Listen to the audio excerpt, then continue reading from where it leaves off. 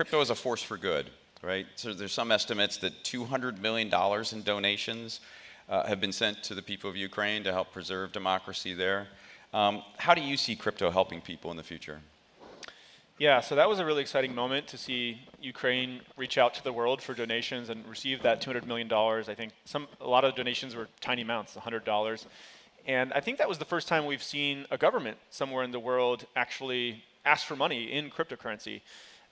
We've also seen, by the way, some smaller countries adopt crypto as a legal tender. One of them was El Salvador, and I think the African Central Republic. Central African Republic. Yeah, it was another one recently. So we're now starting to see some smaller countries adopt it as legal tender. But what does this mean for the world? What can crypto do if we just zoom out for a minute? I mean, I think, to me, I would sum it up as it's going to create more economic freedom in the world. And economic freedom means good property rights. It means stable currency. It means free trade, the ability to have stable financial infrastructure for anybody in the world if they just have a smartphone and an internet connection, which increasingly even the poorest people in the world have. And economic freedom is a really important thing. It tends to positively correlate with all kinds of things we want in society.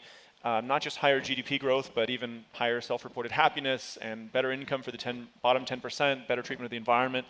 And so it's a pretty incredible idea to imagine that this technology got invented with the Bitcoin white paper back in 2008, and suddenly we're creating a new global financial system that has good financial infrastructure and sound money for everybody in the entire world. It's inclusive, it's democratized, it's global. And I just think that's going to be such a net good for the world. And it's growing kind of like what it looked like in the early days of the internet. So my guess is that in 10, 20 years, we'll see a substantial portion of global GDP is actually happening in the crypto economy. And just like a substantial portion of GDP is now happening in e-commerce.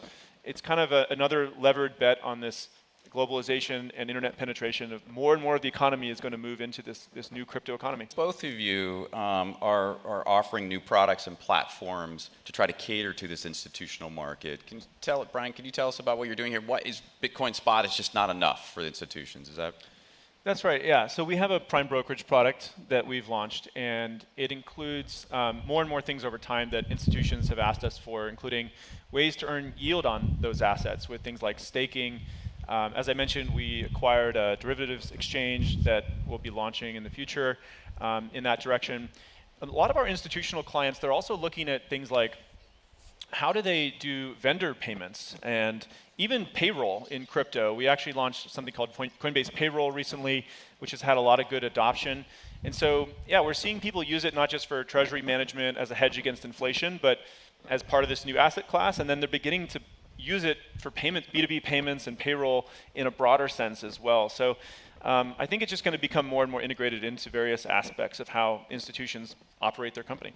You mentioned retail adoption sort of led in this space, and now we've seen, as I mentioned at the beginning, Fidelity has announced they're going to allow customers to put Bitcoin into their 401ks. Do you see this as a positive development? Well, I agree with Cathie. There could be more clarity. I think there's cause for optimism though as well. And one thing is that in Biden's recent executive order, they did ask various departments of the government in the U.S. to come back and say we need clarity on this industry. But it was very positive to see them also mention that we need to protect the innovation potential of this technology because this represents a huge opportunity where we want to preserve this in the United States. That was really positive. Another really positive thing I've seen is that when I do spend time in DC, I think this is a very bipartisan issue.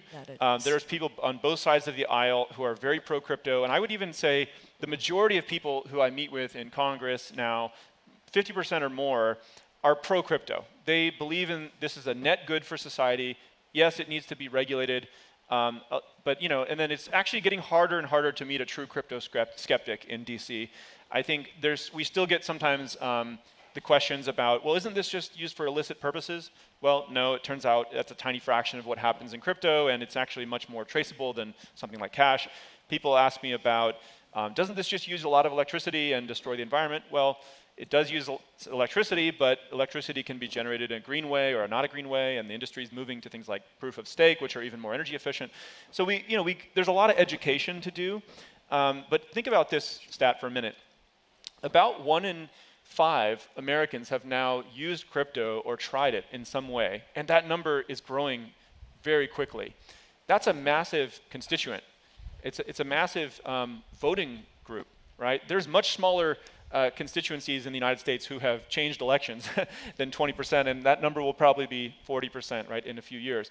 And so it's quickly becoming politically very unpopular to be anti-crypto. Everybody who I talk to basically agrees now that this industry is here to stay. The question is, can we regulate it in a thoughtful way that actually preserves the innovation? You know, we want to have sandbox environments, de minimis thresholds for startups to get off the ground without having to pay $10 million in legal fees. And then as they get bigger, let's, you know, come up with a reasonable test. Is it a commodity like Bitcoin or Ethereum? Well, that can be regulated by the CFTC. Is it a security where someone's raising money for their company? Well, then it can be regulated by the SEC. Is it a currency like a stable coin or something? That can be regulated by the Treasury or someone like that. Or is it something totally different we haven't thought of, you know, artwork and metaverse and gaming and NFTs and decentralized identity? Let's probably not regulate those as financial services. That should be something else. And so it kind of reminds me of the early days of the internet. You know, in 1996, they had the Telecommunications Act. And, you know, President Clinton signed that into office. And was it perfect? No, but it did preserve the innovation potential of the internet. That's what we need to do with this industry. It's following a growth curve, much like the early days of the internet in the late 90s. There's a lot of speculation around Elon Musk and Twitter right now. And people are saying possibly that Elon wants to rethink Twitter and make it a Web3 type of application for folks to use. Well, what does that mean? What does that look like? Well, I think generally, I mean, this is a good effort towards free speech. I think freedom in all forms is worth defending, and you know, crypto is a lot of it is about economic freedom, so freedom of speech is another version. I do think there's an opportunity for Twitter to essentially embrace using a decentralized protocol. And just in the way that you've probably heard of DeFi, which is decentralized finance, there's another one called DSO, decentralized social media, which is another emerging area coming up. So a lot of teams are actually out there now looking at, can we make a decentralized protocol for social media where it doesn't mean some company owns my identity and all the content and all the likes and the follower graphs. Maybe I can own my own identity, a decentralized identity, and when I post something, it can be stored in, you know, IPFS or Filecoin in a decentralized ledger, and anybody could make a client to consume all of this information out there and display it to the user in various ways. And by the way, they could each have their own kind of content moderation policy, but the data, the identity, the follower graphs has all become a public good, essentially. It's democratized access to that. And I think that's one of the directions Twitter could go. I imagine that there's a number of startups and other companies that will be building competing decentralized social media products. Cathie mentioned next generation internet, right? One of the buzzwords we hear is Web3. We also hear metaverse, NFTs, all these buzzwords. Can you kind of break that down and sort of how you think about these? Yeah, sure. So I think of Web 1 as really being about read-only. So people were trying to put magazines and newspapers kind of published on the internet, and you would just read those. In Web 2, of course, with JavaScript and some of these technologies, we got more interactive web applications like Gmail or Google Maps, and we were able to do read and write. You could kind of interact with these applications. So Web 3 is really about read, write, and own. So you can now not only read and write, you can actually own a piece of these applications or these networks that are being created. And actually, I think Web 3, similar to Cathie, is going to be this foundation that a lot of the future applications built on the internet are all going to be built on Web 3. A lot of startups that are getting funded today, they'll have some crypto angle to it. They're either using that to build their initial community, the actual content is put on the blockchain, they're using it to raise money, they're using it to accept payments globally. So it's kind of like, you know, you used to say, well, this is a .com startup. You don't have to say .com anymore because every startup is using the internet. And I think that's what's happening with startups now. Every one of them is starting to use crypto.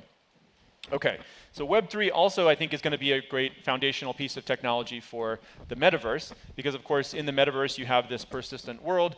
You want to be able to own the digital items in that, and that's one of the things people are calling NFTs, non-fungible tokens. They're basically a way to digitally own an item that is provably unique. I know I have a copy of it, but nobody else can have the same copy of the same thing. And so NFTs have taken off in a really big way. They're useful in the metaverse. They're also useful for artwork, but they're useful for a lot more than that. You can think of many use cases for someone having a provably unique digital item. It could be, you know, the event passes to enter an event like the one that we came to today. You could think of musicians publishing their music in this digital way. You could think of identity and login and domain names and gaming. There's so many different items there. So I do think NFTs are going to be one of these other big foundational technologies, and it's pretty exciting to see so many different things coming out of one area called crypto. I think one of the common misconceptions I see is people, when I talk to them about crypto, they sometimes think, well, that's like Bitcoin, it's sort of an asset class. Well, yes, that's true, but there's not just going to be commodities like Bitcoin and Ethereum. There's going to be securities in crypto. There's going to be currencies like stable coins. There's going to be artwork and things that are not even financial services regulated at all, decentralized identity and new forms of governance. So it turns out this is probably the most exciting area, certainly most exciting area happening in financial services, but probably in technology broadly. This is one of the most important areas of innovation.